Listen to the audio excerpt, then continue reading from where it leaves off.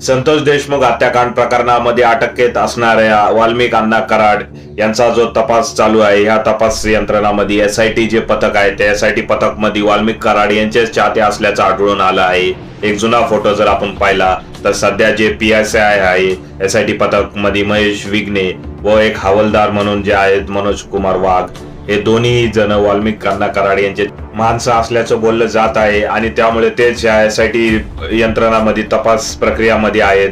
त्यामुळे ही तपास प्रक्रिया निपक्ष कशी असू शकते असा सवाल सामाजिक कार्यकर्त्या अंजलीताई दामाने यांनी उपस्थित केला आहे।